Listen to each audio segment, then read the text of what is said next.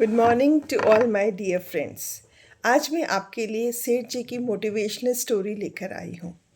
एक बार एक नगर था, उसमें एक सेठ जी रहते थे। उन्होंने बहुत अपने लगन परिश्रम से अपने कारोबार को आगे बढ़ाया।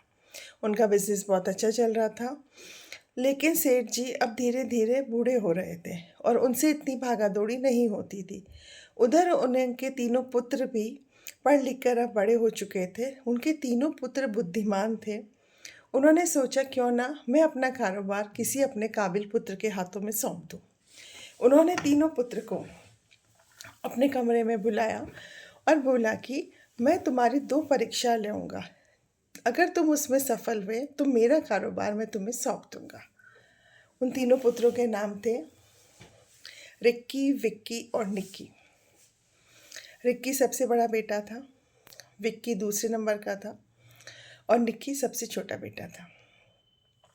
तीनों पुत्र अब लायक हो चुके थे। उन्होंने बोला कि तुम तीनों को 1 रुपया चुराना है और वो 1 रुपया चुराते समय तुम ये ध्यान रखना कि तुम्हें कोई नहीं देखे। तीनों पुत्र ने सोचा इसमें क्या बड़ी बात है, तो बहुत इजी है, आराम से हम 1 रुपया चुरा लेंगे। सबसे बड़े वाले पुत्र ने अपने माँ के पर्स में से 1 रुपया चुरा लिया। छोटे वाले ने अपने पिताजी की पैंट की जेब में से 1 रुपया चुरा लिया। सबसे जो छोटा बेटा था वो भगवान में बहुत आस्था रखता था, विश्वास रखता था। उसने सोचा हमें कोई देखे ना देखे, भगवान तो देख रहा है।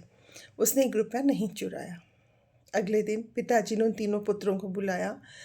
दोनों बड़े बेटों ने उनको 1-1 रुपया दे दिया। फिर सबसे छोटे बेटे से पूछा कि 1 रुपया कहाँ है। तो उसने बोला पिताजी मैंने नहीं चुराया, क्योंकि आपने कहा था कि अगर तुम रुपया चुराओ तो तुम्हें कोई नहीं देखना चाहिए। हमें कोई और नहीं तो हमें भगवान तो देख रहा है, इसलिए मैंने वो रुपया नहीं चुराया। पिताजी बहुत प्रसन्न हुए उसकी बात से और उसको उन्होंने गले लगा लिया और बोला कि तुम मेरी परीक्षा में उत्तीर्ण हुए।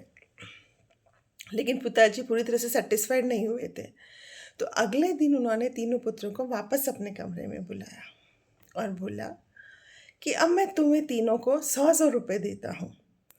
अगर इन 100 रुपये से तुम तीनों को ऐसी वस्तु खरीदनी है जिससे कि तुम्हारा पूरा कमरा भर जाए। वो तीनों एकदम शॉक्ड, ऐसे कैसे हो सकता है कि 100 रुपये से हम ऐसी कोई वस्तु खरीद लें जिससे कि कमरा पूरा भर जाए। दोस्तों, अगर आपने मेरे चैनल को अभी तक सब्सक्राइब नहीं करा है तो प्लीज़ बेल आइकन को प्रेस कीजिए और सब्सक्राइब कर लीजिए। मेरी सारी स्टोरीज़ मोटिवेशनल होती है, आप प्लीज़ इसको शेयर कीजिए। फिर तीनों को 100-100 रुपये दे दिए। तीनों 100 रुपये लेके सोचने लगे, एकदम टेंशन में आ गए कि 100 रुपये से अपन ऐसी कौन सी चीज़ खरीद सकते हैं जिससे कि अपना पूरा कमरा भर जाए। सबसे पहले उनका बड़ा पुत्र 100 रुपये लेके जाता है। रास्ते में एक भिखारी बैठा होता है। वो बोलता है मुझे बहुत भूख लगी है, मेरी हालत ख़राब हो रही है, मैंने 2 दिन से खाना नहीं खाया, प्लीज़ मुझे थोड़ा सा खाना खिला दो, प्लीज़ मुझे कुछ खिला दो। लेकिन वो बोलता है पहले ही मुझे इतनी टेंशन है, 100 रुपये में ऐसी चीज़ खरीदनी है जिससे कि कमरा भर जाए और इसमें से मैं तुम्हें खिला दूंगा तो ऐसे पॉसिबल ही नहीं हो सकता। तो उसने एकदम उसको दुत्कार दिया, अवॉइड करा और वो आगे चला गया। देन तो आगे जाता है, दिन भर मार्केट में घूमता है, उसको कोई ऐसी चीज़ नहीं मिलती कि जिससे कमरा भर जाए। फिर एंड में थक हार के वो ऐसा करता है, भूसा खरीदता है। गाय का चारा भूसा होता है, आप सभी जानते होंगे। उसका एक गट्ठर लेकर के आता है और अपने कमरे में डाल देता है। उसका कमरा कि सिर्फ फर्श भरता है, उससे ज़्यादा कुछ भी कवर नहीं होता। नेक्स्ट डे दूसरा बेटा जाता है 100 रुपये लेके। अगेन वो रास्ते में उसको भिखारी मिलता है।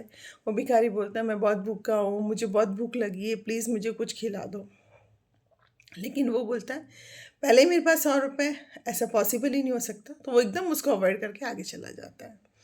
फिर वो दिन भर घूमता है, उसको भी कुछ नहीं मिलता। एट लास्ट वो रुई लेके आ जाता है। अब रुई से तो सिर्फ कॉर्नर, कमरे का एक पार्ट ही भरता है, कॉर्नर भरता है, कुछ नहीं भरता। तीसरे दिन तीसरा बेटा जाता है और उसको भी रास्ते में वही भिखारी मिलता है। तो वो बहुत दयालु नेचर का था, अच्छे नेचर का था, भगवान में आस्था और विश्वास रखता था। तो उसने उस भिखारी को ज़मीन से उठाया और बिठाया, ऊपर बिठाया, चेयर पे बिठाया और उसको बोला आप क्या खाओगे। तो उसके बोला बेटा कुछ भी खिला दो मैं खा लूँगा, मैं बहुत भूखा हूँ। फिर वो उसके लिए कुछ खाने के लिए सामान लाता है, उसको अच्छे से खाना वाना खिलाता है। उसके 80 रुपीज़ वहाँ खर्च हो जाते हैं। अब उसके पास ओनली 20 रुपीज़ बचते हैं। वो मार्केट में जाता है, उसको जो भी सोचता है वो 20 रुपीज़ में खरीद के आ जाता है। शाम होती है, सेठ जी को लगता है मेरे तीनों पुत्र ऐसा सामान ले आए होंगे जिससे उनका कमरा भर गया होगा। सेठ जी जाते हैं अपने तीनों पुत्रों के कमरे में एक एक करके। पहले सबसे बड़े पुत्र के कमरे में जाते हैं और देखते हैं कि उसने कमरे में भूसा भर रखा है। तो उनको अच्छा नहीं लगता कि मैंने इसको इतना पढ़ाया लिखाया, उसने अपनी अक्ल ये लगाई कि अपने कमरे को ही गंदा कर लिया, उसमें भूसा भर लिया। दूसरे बेटे के पास जाते हैं, उसे देखते ही सा कॉर्नर में एक थोड़ी सी रुई रखी हुई है, उससे भी सेटिस्फाइड नहीं होते। देन वो तीसरे बेटे के कमरे में जाते हैं, तो तीसरे बेटे का कमरा एकदम जगमगा रहा लाइट से। तो वो देखते हैं, बहुत खुश होते हैं। तो तीसरे बेटे ने क्या खरीदा, 20 रुपये से एक कैंडल खरीदी और एक माचिस खरीदी।